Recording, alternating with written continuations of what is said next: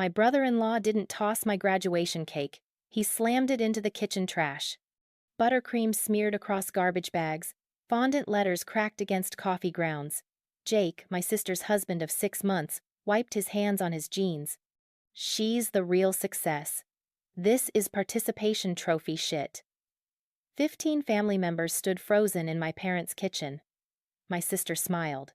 20 minutes later, I left through the back door, cake residue still visible on the trash bin lid. 15 people had watched him do it. 0 had stopped him. My PhD acceptance letter, the reason for the cake, was framed on the wall behind where he'd stood. My cousin posted a photo of the trash can to the family group chat. 47 relatives saw it within an hour. Jake's boss, my uncle, saw it during dinner. Then the family group chat went silent. Permanently. The email arrived at 6:47 a.m. on a Thursday that felt like destiny. I was sitting at my kitchen table in my studio apartment, the one with water stains on the ceiling and a radiator that clanged like prisoners on pipes. My laptop was open to my inbox, refreshed so many times the trackpad had a worn spot under my index finger. Stanford University. Subject line: Graduate admissions decision. My hands shook as I clicked. Dear Miss Clark, congratulations on your acceptance to the Stanford University PhD program in molecular biology. We are pleased to offer you a full fellowship package valued at $187,000 over 5 years. I read it 3 times before I believed it. 4 years. 4 years of 70-hour weeks, of choosing between groceries and textbooks, of falling asleep in the library because my apartment was too cold to study in. 4 years of watching other students go home for holidays while I picked up extra shifts at the campus bookstore. All of it, every brutal, exhausting second had led to this. I called my parents first. Mom answered on the 4th ring. Sienna? It's early. Is everything okay? I got in. My voice cracked. Stanford. Full ride. PhD program. They're paying me to go. Silence. Long enough that I checked if the call had dropped. Oh, that's wonderful, honey. Her tone was flat, distracted. Stanford. That's in California, right? Mom, it's Stanford. It's one of the top programs in the country. I know, sweetie, that's really great. Listen, can I call you back? Your sister just texted about cake samples for the reception. She hung up before I could respond. I stared at my phone, told myself she was busy, told myself she'd process it later, that the excitement would come. I opened the family group chat and typed, got into Stanford PhD program. Full fellowship $187K over 5 years. I watched the 3 dots appear, disappear, appear again. Bridget's message came through first. Oh my God, guys, we found the perfect venue. The Grand Oak Estate. Sending pics. 4 photos of a white mansion with columns. The chat exploded. Mom, Bridget, that's stunning. When can we tour it? Dad, gorgeous. This is the one. Bridge. Aunt Carol, your wedding is going to be magical. My message sat above theirs. Unacknowledged, untouched. I closed the group chat. Opened my banking app instead. Checked my balance. $847. Enough for a celebration cake. Barely. I ordered it anyway. $68 from the bakery near campus. Blue fondant, white piping. Dr. Clark, in elegant script across the top. Delivery scheduled for Saturday. I invited 15 people, parents, sister, Jake, a handful of aunts and uncles and cousins. Small gathering at my parents' house. Nothing fancy. Just something. Some acknowledgement that I'd done it. As I confirmed the order, my mind drifted back. Years back. I was 12. 5th grade science fair. My project on plant cell regeneration had taken first place at the district level. Dad had lifted me onto his shoulders in the school gymnasium, my blue ribbon flapping against his forehead. When you make it big, Sienna, he'd said, grinning up at me, we're gonna celebrate like crazy. You hear me? We'll be there for every single win. I'd believed him. God, I'd believed him. The memory tasted bitter now. but I pushed it down. Told myself this time would be different. This wasn't a school science fair. This was Stanford. This was a doctorate. This was real. Saturday would prove it. Saturday, they'd see me. Really see me. I closed my laptop and stared at the acceptance email one more time. $187,000. Full ride. 5 years to become Dr. Sienna Clark. It should have felt like triumph. Instead, it felt like I was still waiting for someone to care. I come from a family that keeps scorecards they pretend don't exist. My parents, Richard and Carol Clark, had 2 daughters. Bridget arrived first, 29 years ago, with curly blonde hair and my mother's smile.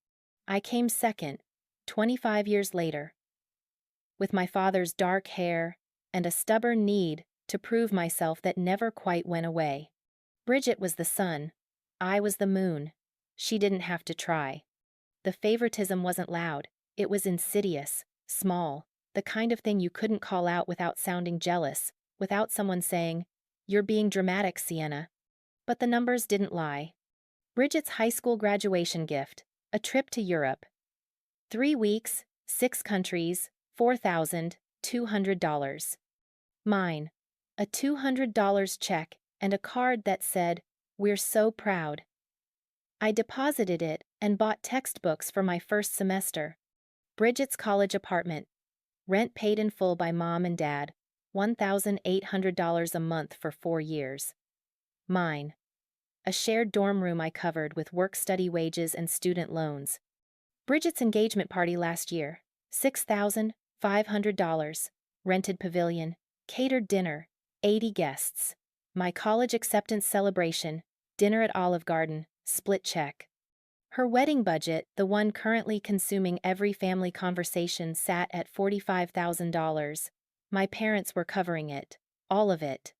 When I'd asked for $800 to attend a research conference my sophomore year, one that could have connected me with PhD advisors, Dad had sighed into the phone. "Money's tight right now, see? You understand." 2 weeks later, Bridget posted photos of her new designer handbag. $1,200. Gift from Mom. I worked 3 jobs through undergrad. Campus bookstore on Mondays and Wednesdays. Research assistant position Tuesday and Thursday mornings. Weekend shifts at a coffee shop 5 blocks from my apartment, where I smiled at customers and made lattes and came home smelling like espresso and exhaustion. My GPA, 3.94. Summa cum laude. 2 published research papers by senior year, both co-authored with my faculty mentor. I'd gotten there on my own.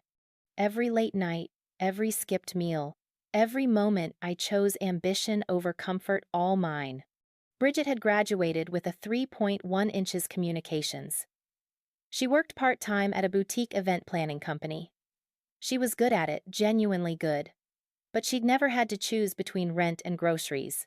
She'd never had to ration printer paper or decide which textbook to skip buying because the library copy would have to do. She'd never had to survive. She'd just lived. And now, 6 months ago, she'd married Jake. Jake was 31. Sales manager at a tech firm. Decent salary, decent car, decent jawline that my mother wouldn't stop mentioning.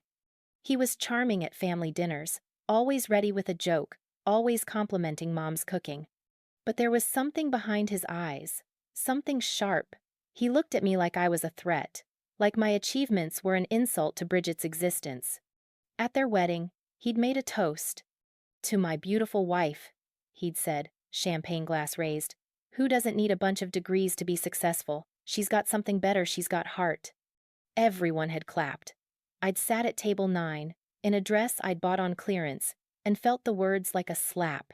By my senior year, graduation was the light at the end. April 15th. The ceremony was scheduled for 2 p.m. at the campus auditorium. I'd ordered my cap and gown in February.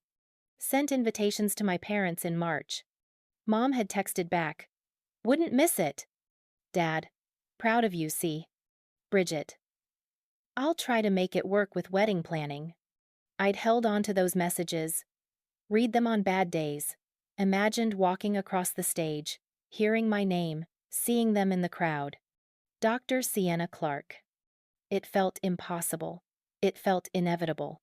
I just needed them to show up, to witness it, to prove that all of this, the sacrifice, the isolation, the years of coming second had been worth it. The cake would be perfect. Small gathering, nothing extravagant, just acknowledgement. That's all I wanted. Just to be seen. Saturday arrived with the kind of spring sunshine that feels like a promise. I woke up at 9 a.m. in my studio apartment, the acceptance letter still pinned to my fridge. Today wasn't the graduation ceremony yet, that was still weeks away. But today was supposed to be the celebration. The moment my family acknowledged what I'd done. I'd earned Stanford. I'd earned this. I showered, put on the navy dress I'd bought for conference presentations. Simple, professional, the kind of outfit that said, "I'm going somewhere," curled my hair. Put on the lipstick Bridget had once said made me look too serious. I wore it anyway. The cake was scheduled for delivery at 3 p.m. The gathering at my parents' house started at 4. I'd told 15 people. Uncles, aunts, a few cousins. Small and intimate. Just enough witnesses to make it real. I arrived at my childhood home at 3:45, carrying a bottle of sparkling cider and a knot of anxiety in my stomach. The house looked the same. 2-story colonial, blue shutters, the driveway where I'd learned to ride a bike. Mom's garden was blooming tulips and daffodils, carefully maintained. The kind of attention she gave to things that mattered. I let myself in through the front door. "Sienna," Mom called from the kitchen. She was arranging cheese on a platter, her hair pulled back in a neat ponytail. "The cake just got here. It's on the counter." I walked into the kitchen, and there it was. Blue fondant, white piping, perfect little peaks of buttercream frosting, the words Dr. Clark 2025, written in elegant script across the top. It was small, just 8 inches, enough for 15 people, but it was mine. Proof. Evidence. A tangible thing I could point to and say, "See? I did it." I placed it carefully on the center of the counter, next to Mom's cheese platter. "It's beautiful," Mom said, though her eyes were already drifting toward her phone. "Everyone should be here soon." They came in waves. Uncle Tom and Aunt Lisa, a few cousins, Dad's brother and his wife. By 4:15, the kitchen was full. 14 people, chatting, laughing, nibbling on crackers and cheese. Bridget arrived at 4:30 with Jake. She looked radiant, always did. White sundress, hair in perfect waves, that effortless beauty she'd been born with. Jake followed behind her, hands in his pockets, smile wide. "Sienna." Bridget hugged me. She smelled like expensive perfume. "Congrats on Stanford. That's crazy." "Thanks." I hugged her back, tried to ignore the hollow feeling in my chest. Jake barely looked at me.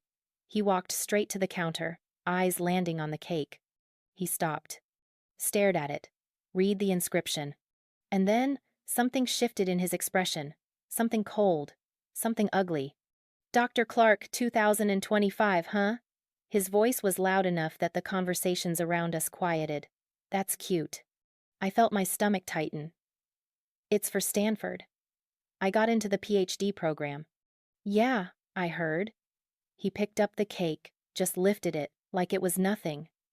"That's a lot of years for a piece of paper." "Jake?" Bridget's voice was soft, nervous. He turned toward the trash can, held the cake over it.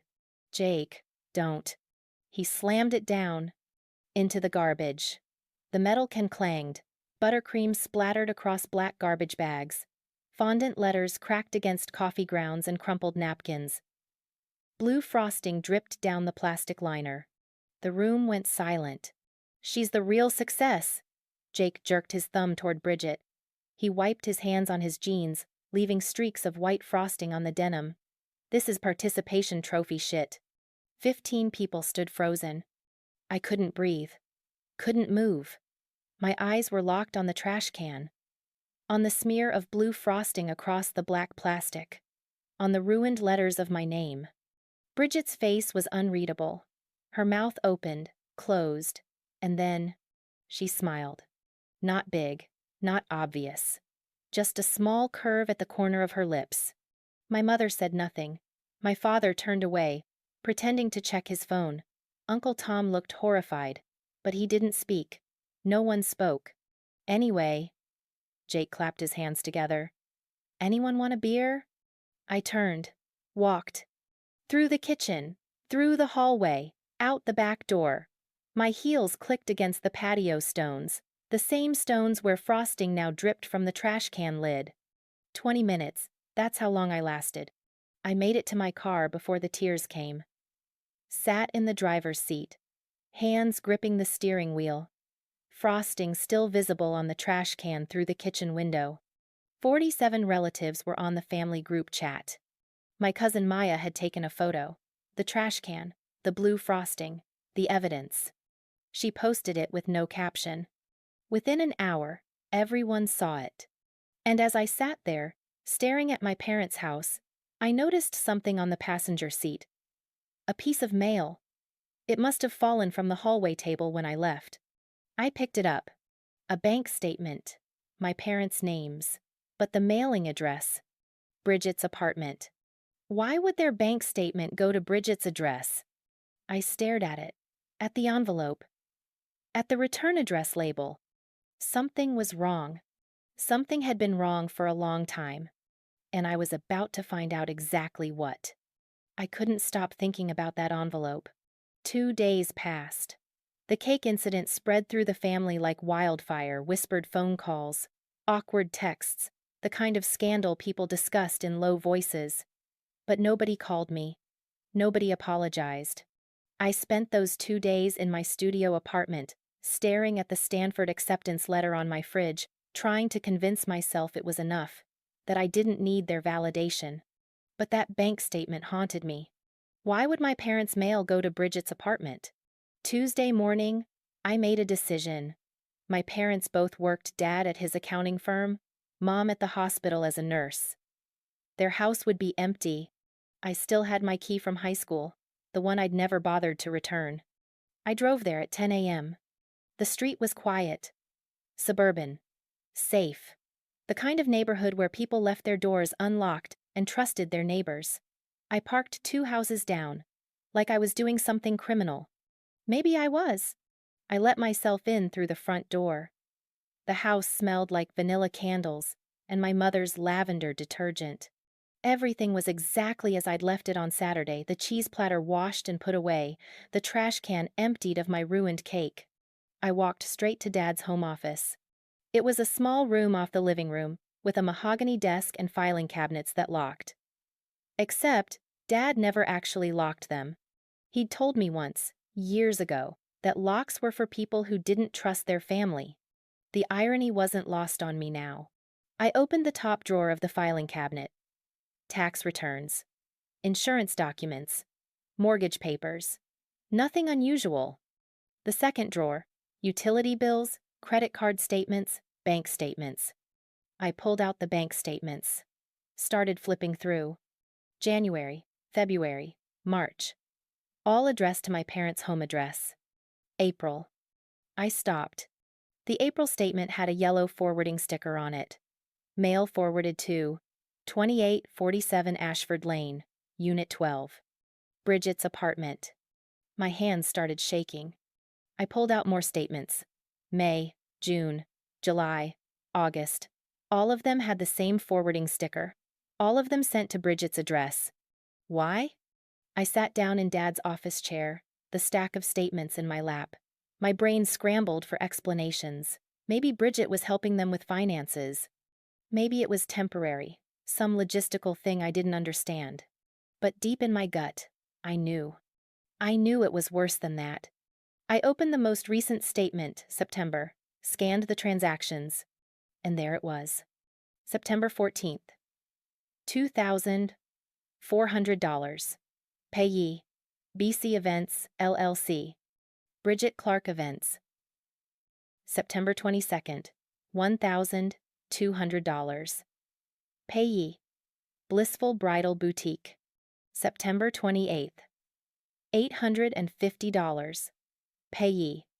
Grand Oak Estate. My vision blurred. I flipped back. August statement. August 3rd. $1,100. Payee. BC Events, LLC. August 17th. $1,650. Payee. Elite Catering Services. August 29th. $900. Payee. Blissful Bridal Boutique. July. Same pattern. Transfers. Payments. All to wedding vendors. All to Bridget's businesses. Bridget's wedding.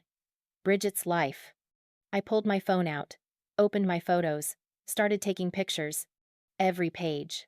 Every transaction. Every single dollar that had gone to my sister while I'd been told there was no money.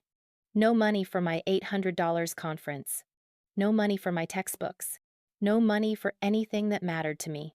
47 photos later, I put the statements back exactly as I'd found them, closed the drawer, stood up. My hands were still shaking. I walked out of that office, out of that house, and sat in my car for 20 minutes before I could drive. Because now I knew. They hadn't just ignored me. They'd chosen her, financially, deliberately, for months. And I needed to know how deep it went. I didn't go home. I drove to a coffee shop 3 blocks from campus, ordered something I didn't drink, and opened my laptop, connected to the Wi-Fi, pulled up my photos, 47 bank statements, photographed in my parents' office. I started a spreadsheet. Date. Amount. Payee. Category. My hands still shook, but I forced them steady. This wasn't emotion anymore. This was evidence. First transaction to Bridget. January 18th. $1,650. BC Events, LLC. I typed it in. Kept scrolling. January 27th. $800. Blissful Bridal Boutique. February 3rd. $900. Grand Oak Estate. February 19th. $1,100. Elite Catering Services. The list grew. And grew. And grew. By the time I reached September, my stomach was a knot of acid. I added a formula at the bottom. Total sum. The number appeared. $26,700. $26,700. I stared at it. Read it 3 times. Recalculated manually to make sure I hadn't made a mistake. I hadn't. In 8 months, January through September, my parents had funneled $26,700 into Bridget's wedding. Direct transfers to her event planning company, $12,400. Payments to wedding vendors, $8,200. Loans that were never marked as repaid, $6,100. My vision swam. I closed my laptop, pressed my palms against my eyes. I thought about the conference, the one I'd asked about during sophomore year, the one that could have connected me with PhD advisors, could have opened doors. Money's tight right now, see? That's what Dad had said. I pulled up my phone, scrolled back through old text messages. Found the conversation. March 18th, 2 years ago. Me. Hey Dad, there's a research conference in Boston next month. Registration is $800. It's a huge opportunity. Can you help? Dad. See, we're just not in a position to help right now. Maybe next year? I opened my spreadsheet. Checked March transactions from that same year. March 19th. $2,400. Grand Oak Estate. The venue deposit. They couldn't afford $800 for my future, but they could afford $2,400 for Bridget's wedding venue, 1 day apart. My hands curled into fists. I kept digging. Pulled up another old conversation. This one from last spring. April 6th. Me. Mom, I'm struggling with rent this month. Work-study hours got cut. Can I borrow $600? I'll pay you back by summer. Mom. Honey. We're on a tight budget right now. Can you pick up extra shifts? I'd picked up extra shifts. Worked 50-hour weeks. Survived on ramen and library vending machine coffee. I checked the spreadsheet. April transactions. April 7th. April 7th. $1,200. Blissful Bridal Boutique. Bridget's bridesmaid dresses. The day after I'd begged for $600, they'd spent $1,200 on dresses for a wedding that was still months away. I felt something crack inside my chest. This wasn't favoritism. This wasn't, we love you both differently. This was financial abandonment. I scrolled through more transactions, found another one that made my stomach drop. August 12th. $3,200. Memo. Emergency car repair. I remembered this. I remembered it clearly. I'd been working a double shift at the coffee shop. Mom had called, frantic. The car had broken down. They needed $600 immediately or they couldn't get to work. Can you help us out, C? We'll pay you back next month. I'd transferred the money that night. $600 from my savings account, the one I'd been building for textbooks, for groceries, for emergencies. They never paid me back. And 2 days later, August 14th, there it was in the statement. $2,400. Elegant Affairs, DJ Services. The wedding DJ. They hadn't needed my $600 for a car repair. They'd needed it to cover the gap before Bridget's next vendor payment. I sat in that coffee shop for 3 hours. Recalculating. Cross-checking. Making sure. The numbers didn't lie. $26,700 to Bridget's wedding. $0 to my education. I'd asked for help 3 times in 4 years. 3 times. $800. $600. $400. Total, $1,800. They'd told me no every time. But they'd given Bridget $26,700. My blood ran cold. Because this wasn't just about money. This was about worth.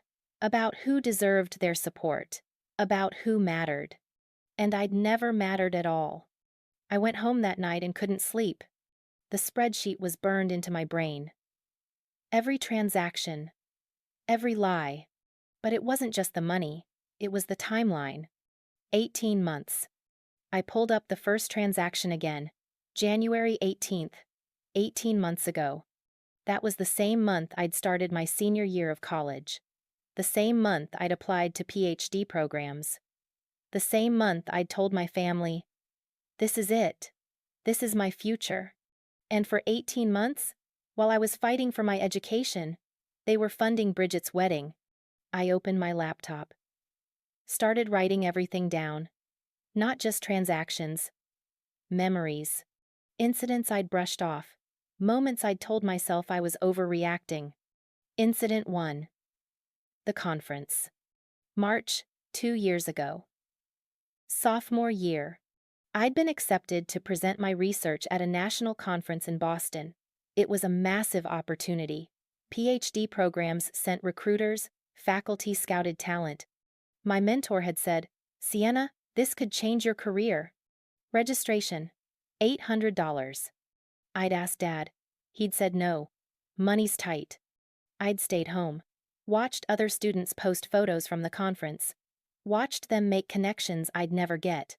The next day, my parents had put down $2,400 on Bridget's wedding venue. Incident 2. The textbooks. September, a year and a half ago, junior year.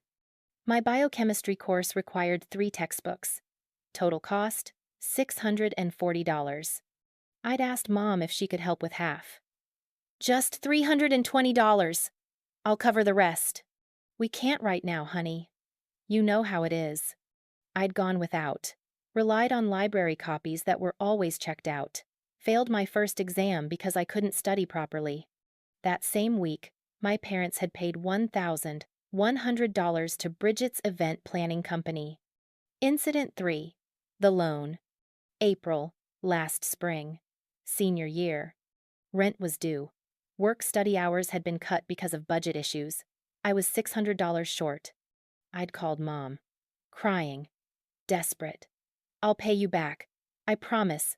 I just need help this one time. Honey, we're on a tight budget. Can you pick up extra shifts?" I'd picked up extra shifts. Worked until my feet bled in my work shoes. Survived on vending machine crackers because I couldn't afford groceries. 2 days later, they'd spent $1,200 on bridesmaid dresses. Incident 4. The summer program. June, 3 months ago. I'd been accepted to a summer research program at Johns Hopkins. Full research credit. Looked incredible on PhD applications. There was a $400 participation fee. I'd asked Dad. "This could get me into Stanford." "See, we just don't have it right now." I'd declined the program. Spent the summer working double shifts instead. The same month, my parents had paid $1,650 for Bridget's wedding photographer. 4 times. 4 times I'd asked for help. 4 times they'd said no. And 4 times, within days, they'd given Bridget thousands. I sat on my apartment floor, surrounded by printed bank statements and handwritten notes, and felt something inside me shatter. Because it wasn't just about the money. It was about every time they'd made me feel guilty for asking. Every time they'd sighed, like I was a burden. Every time they'd said, "You understand, right, C?" I'd understood. I'd understood that I wasn't worth investing in, that my future didn't matter as much as Bridget's party. That my doctorate was less important than her flowers. 18 months of gaslighting. Of being told there was no money while they spent it on everything but me.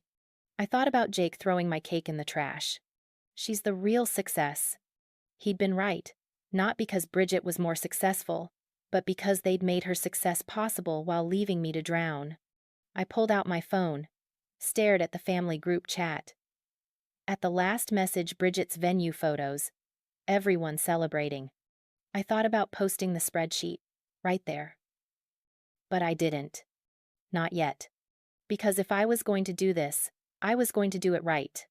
I needed a plan. I needed a witness. I needed to make sure that when I exposed them, they couldn't lie their way out of it. I needed proof they couldn't deny. And I knew exactly who to call. I called Devin at 11 p.m. He answered on the second ring. "See? What's wrong? Can I come over?" "Now?" "Now." 20 minutes later, I was sitting at his kitchen table. Devin Martinez had been my roommate since sophomore year. The kind of friend who'd seen me at my worst and never looked away. His girlfriend Maria was there too, making tea neither of us would drink. I spread the printed bank statements across the table. "What am I looking at?" Devin asked. "Proof." My voice was steadier than I expected. "Proof that they've been lying to me for 18 months. I walked them through it. Every transaction. Every denial. The timeline of gaslighting. The $26,700 total. Devin's face darkened with each page. Maria's hand covered her mouth. "Holy shit," Devin breathed. "Financial abuse," Maria finished.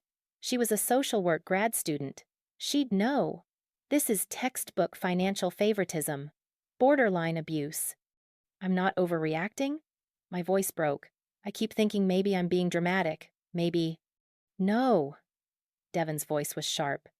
"See. Look at me. You are not overreacting. This is serious." I felt something release in my chest. Validation. Finally. "What do I do?" I asked. "You need to report this," Maria said. "Or at least document everything. Talk to a lawyer." "A lawyer?" The word felt foreign, heavy. "They lied to you," Devin said.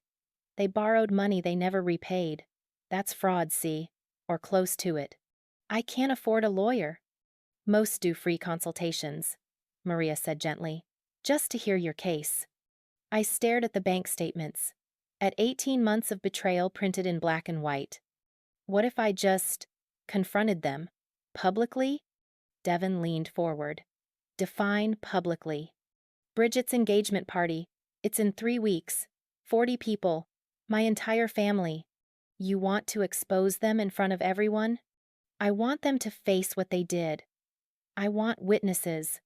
I want them to not be able to lie their way out of it. Maria and Devin exchanged a look. If you do that, Maria said slowly, you need to be prepared for fallout. Your family will choose sides. They already chose sides, I said. 18 months ago. Devin reached across the table, squeezed my hand. Then we'll be there with you. When you do it, Maria and I. We'll stand right next to you. You don't have to. We're your family too, he said. The one you chose. And we're not going anywhere. I looked at them, at these two people who'd shown up for me more times than I could count, who believed me, who didn't tell me I was being dramatic or sensitive or jealous. Okay, I said. Okay.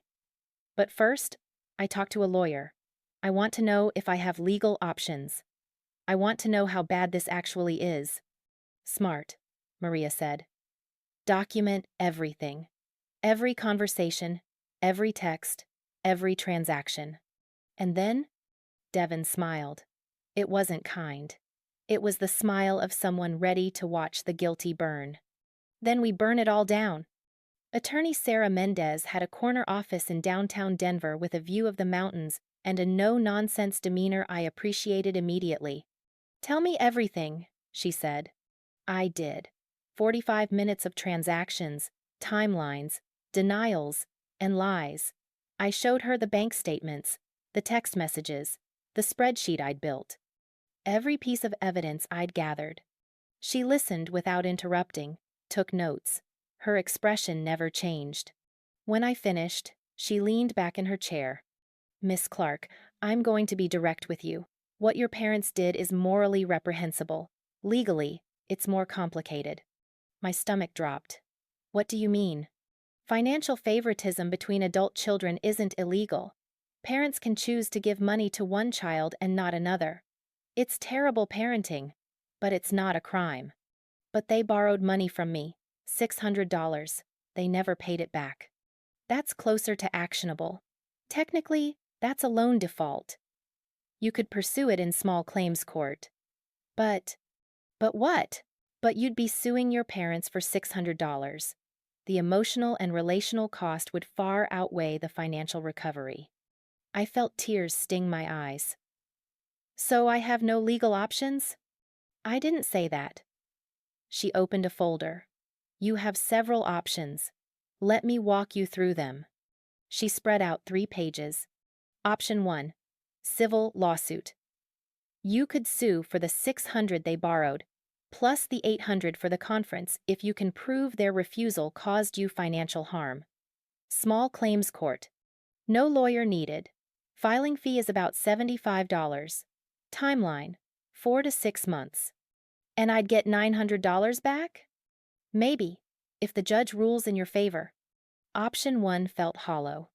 Option 2, demand letter.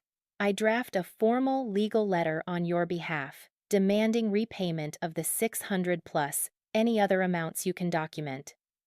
It's not a lawsuit, but it's official. Cost, $500.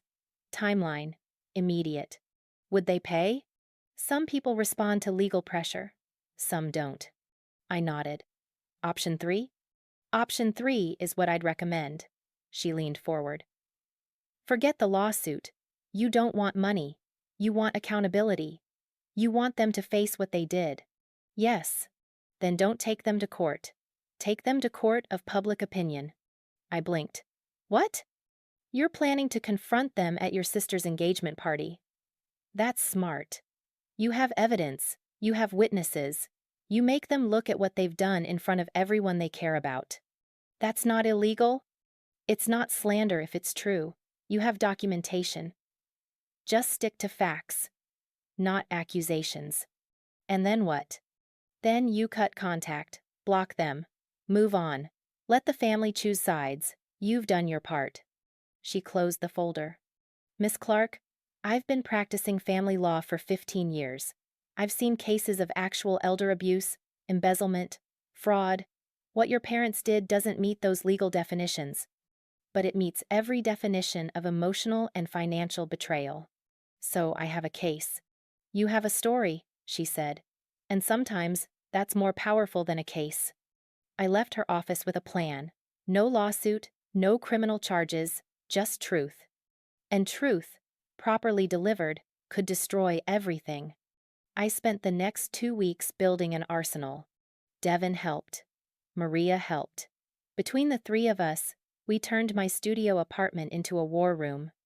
Evidence Type 1. Financial documents. I'd already photographed the bank statements. But I needed more. I logged into my own bank account, downloaded every transaction from the past 4 years, highlighted the months I'd been struggling: September, when I'd worked 70 hours to make rent; April, when I'd lived on ramen because textbooks had wiped out my food budget. I cross-referenced them with my parents' spending. The visual was devastating. March. I'd asked for $800 for the conference. Denied. They'd spent $2,400 on Bridget's venue. April. I'd begged for $600 for rent. Denied.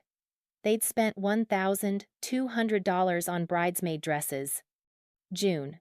I'd asked for $400 for the summer program. Denied. They'd spent $1,650 on a photographer. I printed it all, color-coded, created a timeline poster on foam board, red for my denials, blue for Bridget's approvals. The contrast was stark. Evidence Type 2. Text messages. I went through 4 years of text conversations, found every time I'd asked for help. Me, March 18th, 2 years ago. Dad, can you help with the $800 conference fee? Dad, money's tight right now, see? Maybe next year? Screenshot. Printed. Me, April 6th, last year. Mom, I need to borrow $600 for rent. I'll pay you back.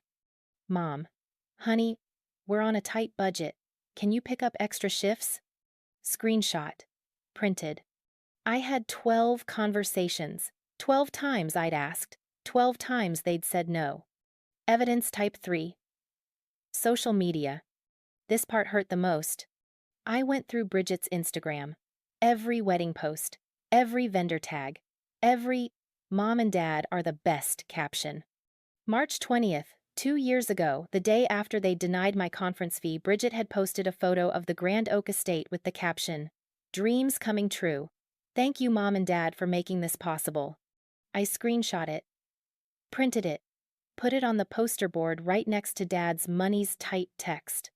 April 8th. Last year, 2 days after they'd denied my rent money, Bridget had posted photos of bridesmaid dresses. Caption: "My girls are going to look stunning. Thanks to the best parents ever." Screenshot. Printed. Added to the board. The evidence was crushing, undeniable. Evidence Type 4. Witness statements. I asked Devin and Maria to write down what I'd told them: dates, amounts, their observations of my financial struggles. It wasn't legal testimony, but it was something. Uncle Tom, Dad's brother, had always been kind to me. I called him, told him everything. "Jesus, Sienna," he said. "I had no idea. Will you back me up?" "If I need you to?" "Absolutely. Your dad and I need to have a serious conversation." I added his name to my list of allies. Evidence Type 5. The folder. I bought a navy blue folder from an office supply store. The professional kind with pockets and tabs. Inside, I organized everything. Tab 1. Bank statements. 47 pages. Tab 2. Text message screenshots. 12 pages. Tab 3. Social media posts. 8 pages. Tab 4. Financial timeline poster. Folded. Tab 5. Witness statements. 3 pages. Total. 70 pages of evidence. On the cover, I wrote in silver Sharpie, "The real success." Jake's words, thrown back at them. The rehearsal. 3 days before the engagement party, I practiced my speech. Devin and Maria sat on my couch. I stood in front of them with the folder. "For 18 months, I started. Our parents sent $26,700 to Bridget's wedding." My voice shook. "Keep going," Devin said. During those same 18 months, they told me they couldn't afford to help me. Not with an $800 conference. Not with $600 for rent. Not with $400 for a summer program that could have changed my career. I held up the text screenshots, the Instagram posts, the timeline. I have every transaction, every lie, every time they chose her over me. Maria nodded. That's good. But make it personal. Tell them how it felt. I took a breath. I thought I wasn't enough. I thought if I just worked harder, achieved more, proved myself they'd see me. But they never did. Because this was never about what I accomplished. It was about who they decided mattered. I finished. Sat down. That's it, Devin said. That's the speech. 2 days later, the invitation for Bridget's engagement party came via the family group chat. Mom, can't wait to celebrate Bridget and Jake. Saturday, 2 p.m., our house. I replied, I'll be there. Devin texted me privately. Me, ready. The folder sat on my desk. 70 pages of truth. In 48 hours, everyone would see it. I circled the date on my calendar with red marker. Saturday, October 14th, Bridget's engagement party, 2 p.m. at my parents' house. The folder sat on my desk. Navy blue. 70 pages of evidence. I'd reorganized it 3 times, making sure every piece was in perfect order. Tab 1, bank statements. Tab 2, text messages. Tab 3, social media posts. Tab 4, timeline poster. Everything I needed to destroy them. Devin came over Friday night. We sat on my apartment floor, the folder between us. You're really doing this, he said. Not a question. I'm really doing this. No backing out? None. He nodded. Maria and I will get there at 1:45, early enough to position ourselves near you. When you stand up, we stand up. You don't have to. See, his voice was firm.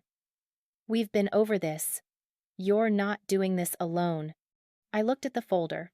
At 18 months of betrayal condensed into 70 pages. What if they don't care? The question slipped out before I could stop it. What if I show them all of this and they just don't care? Devin was quiet for a moment.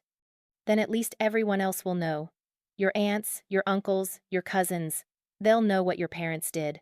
And they'll have to choose. Some of them will choose my parents. Yeah, some of them will. And I'll lose them. See. He met my eyes. You already lost them. You're just making it official. He was right. I'd known it for weeks. My family, the one I'd been born into, was already gone. I was just burning down the illusion.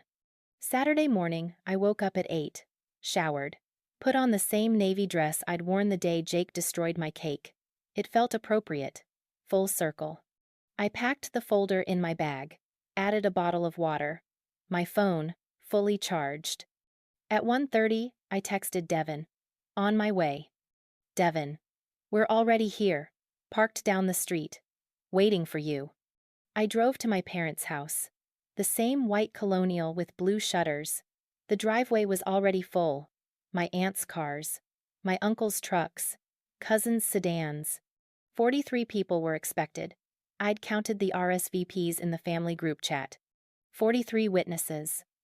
I parked on the street, sat in my car for 3 minutes. Breathed. This was it. I picked up the folder. Got out of the car. Walked up the driveway. Devin and Maria were waiting by the front door. Ready? Maria asked softly. Ready. We walked in together. The backyard was transformed. White tent. String lights. Round tables with pale pink tablecloths. A dessert table covered in cupcakes and a 2-tier engagement cake. Classical music played from hidden speakers. My mother had gone all out. I wondered how much it cost. Wondered if she'd dipped into the wedding fund. Wondered if she'd tell Bridget no when the actual wedding bills came due. Probably not. 43 people milled around. Aunts and uncles I hadn't seen in months. Cousins I'd grown up with. Jake's parents, looking proud. Bridget's co-workers from the event planning company. And there, in the center of it all, were Bridget and Jake. She looked radiant. White sundress, hair in perfect waves, engagement ring catching the October sunlight. Jake stood beside her in khakis, and a button-down arm around her waist, grinning at everyone who congratulated them.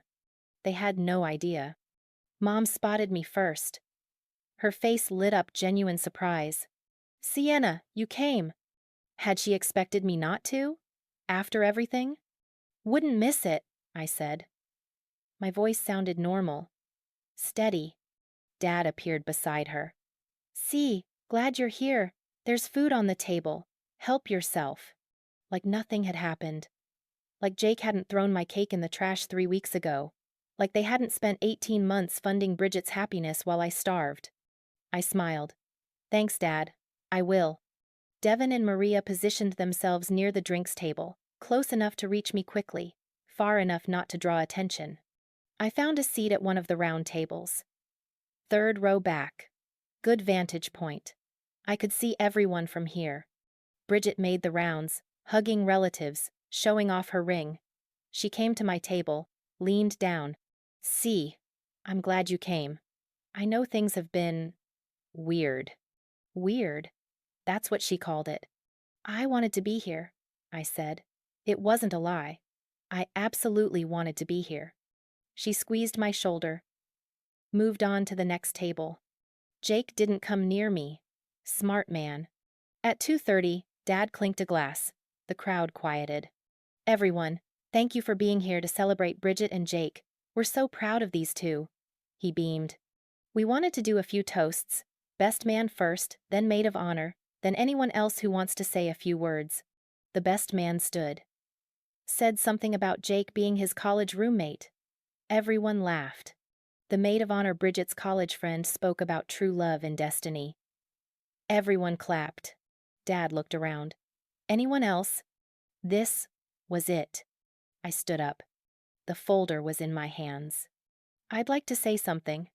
The conversations stop. 43 people turn toward me.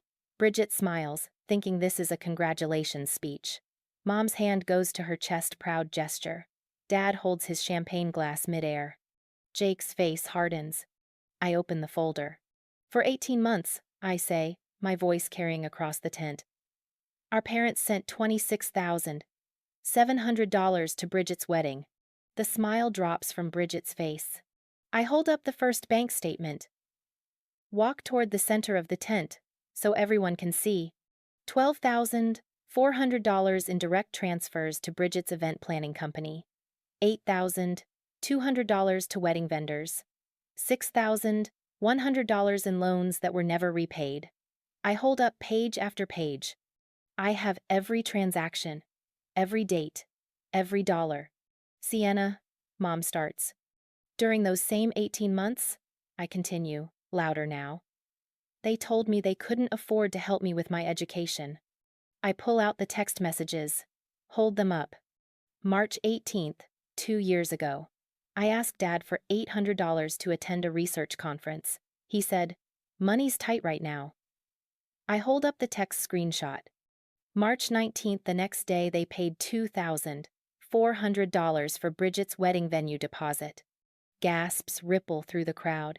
Aunt Lisa's hand covers her mouth. Dad's face drains of color. "That's not your taking this out of context."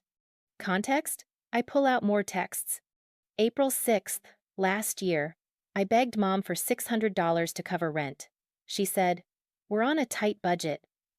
April 7th, one day later, they spent $1,200 on Bridget's bridesmaid dresses. I turned to face Bridget directly.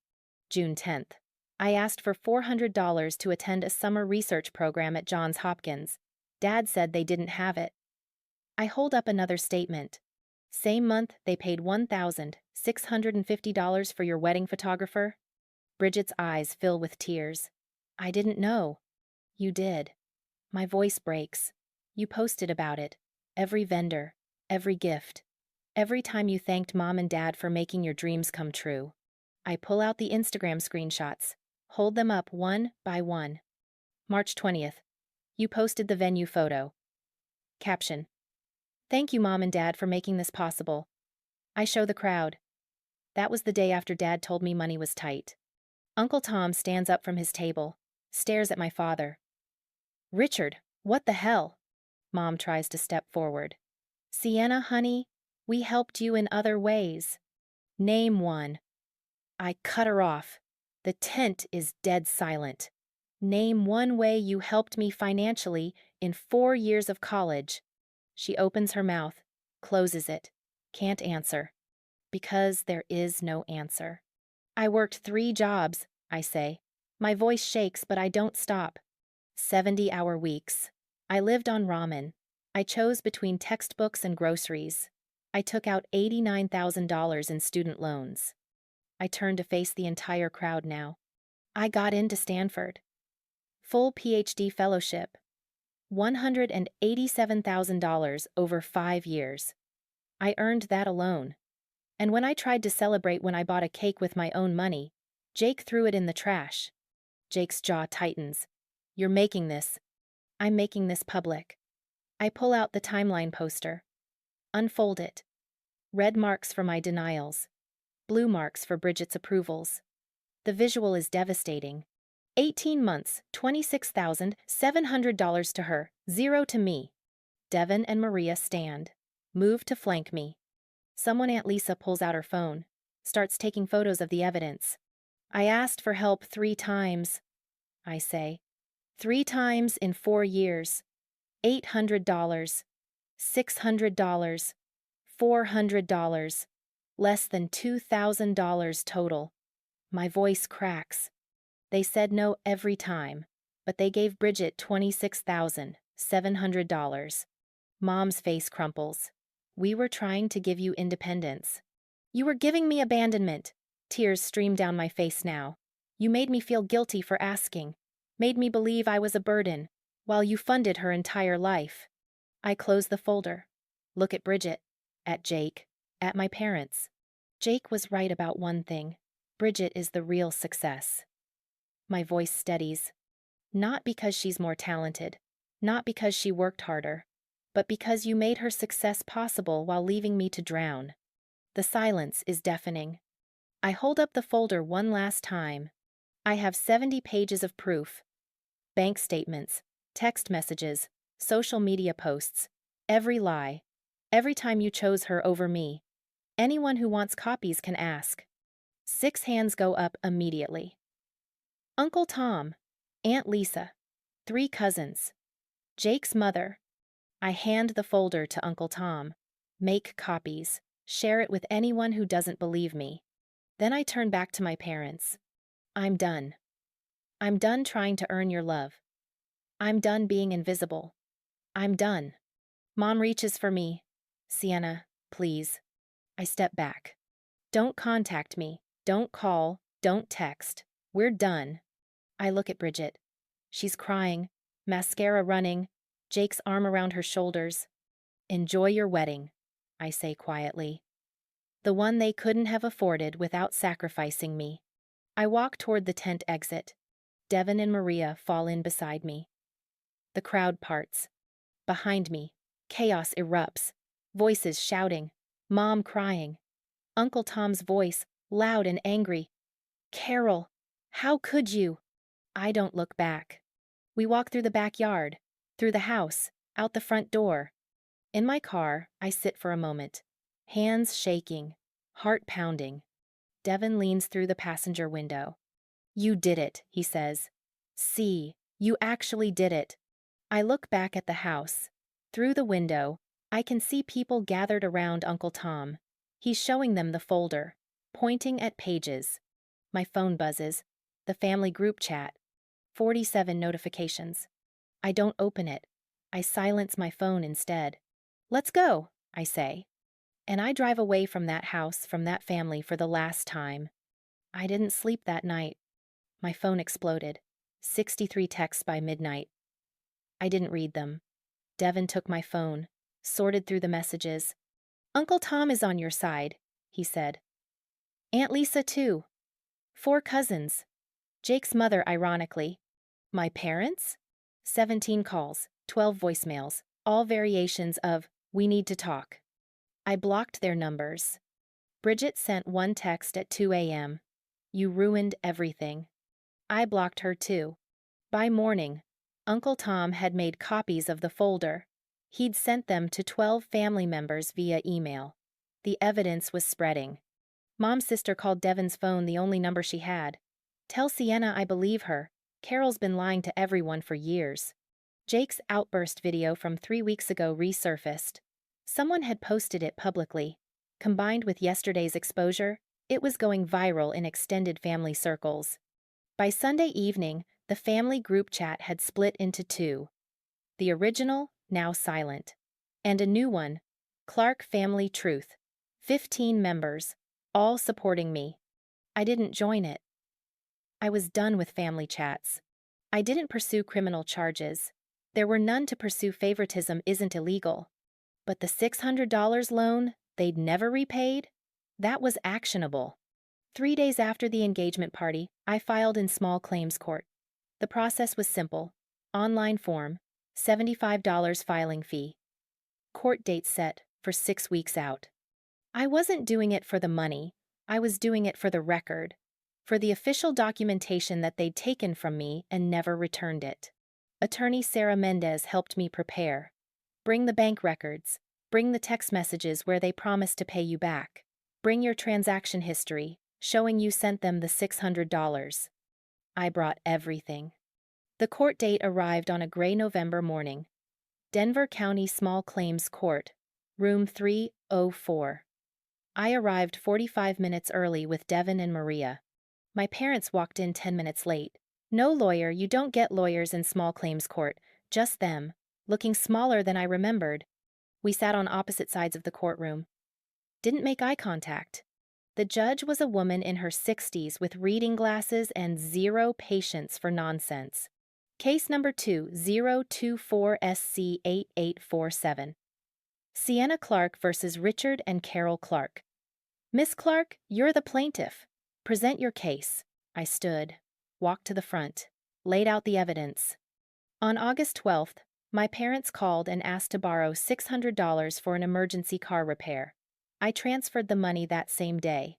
I showed the Venmo transaction. They promised to pay me back within a month. Did they? The judge asked. No, Your Honor. 14 months later, I've received nothing. I showed the text messages, the promises, the excuses. The judge turned to my parents. Mr. and Mrs. Clark, did you borrow this money? Dad cleared his throat. Yes, but did you pay it back? Not yet, but we were planning. 14 months. The judge's voice was flat. You had 14 months to pay back $600 to your daughter. Mom tried. Your Honor, she's taken this out of context. We've helped her in other ways. This case is about a $600 loan. Did you repay it? Silence. I'll take that as a no. The judge made a note. Miss Clark, you're asking for the $600 plus court costs? Yes, Your Honor. Granted. Judgment for the plaintiff. $600 principal plus $75. Court costs. Total. $675. Payment due within 30 days. The gavel came down. It took 12 minutes. My parents stood there, stunned. Like they couldn't believe a judge had just officially ruled against them. I walked out without looking back. 4 weeks later, a cashier's check arrived at my apartment. $675. No note, no apology, just the money. I deposited it. Framed the court judgment and hung it next to my Stanford acceptance letter. The engagement party exposure created a fault line that split the family cleanly down the middle. My side. Uncle Tom. Dad's brother. Aunt Lisa, Mom's sister. 4 cousins, Maya, David, Rachel, and Sam. Jake's parents, who were mortified by their son's behavior. 2 of Mom's co-workers who'd heard the story. Devon and Maria, always. Their side, Bridget and Jake.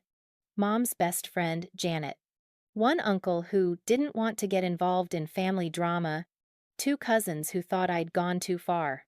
Switzerland. The rest of the extended family, who quietly distanced themselves from everyone. Thanksgiving came 5 weeks after the exposure. Uncle Tom hosted a separate dinner. 12 people showed up, all from my side. We ate turkey and stuffing and pretended the elephant wasn't in the room. Uncle Tom made a toast. To family, the ones we choose and the ones who choose us back. Everyone looked at me, raised their glasses. I didn't cry. I'd done enough crying. Across town, my parents hosted their own Thanksgiving. 5 people attended. I heard about it through Aunt Lisa, who declined their invitation. "Your mother called me," Aunt Lisa said. "Asked why I was choosing you over her. I told her I wasn't choosing you. I was choosing the truth." Christmas was harder. First holiday season without them. I stayed at my apartment, watched movies with Devin and Maria, ordered Chinese food. My phone stayed silent. No calls from Mom, no texts from Dad, no "Merry Christmas" from Bridget. It should have hurt more than it did. But mostly, I felt relief. By the new year, the consequences for my parents had spread beyond family. Mom's book club dissolved after 3 members quit. They'd all seen the evidence Uncle Tom shared. She stopped attending her church group. Too many questions. Dad's relationship with Uncle Tom never recovered. They'd been close for 40 years. Now they didn't speak. Bridget's wedding plans fell apart. The budget, originally $45,000, got slashed to $15,000. My parents couldn't afford the original vision anymore. Funny how that worked. Half the invited guests declined after hearing what happened. The wedding, originally planned for 150 people, would be lucky to hit 50. Jake lost a job opportunity. His outburst video, the one from 3 weeks before the engagement party, had been seen by his potential employer's HR department. The offer was quietly rescinded. And through it all, I stayed no contact. Blocked numbers, returned mail unopened, ignored every attempt at family mediation. Uncle Tom asked me once if I'd ever consider reconciliation. "Maybe in another life," I said, "but not this one." Some families can't be fixed. Some shouldn't be. It's been 3 years since that engagement party. I'm sitting in my office at Stanford right now, overlooking the campus quad where students rush between classes.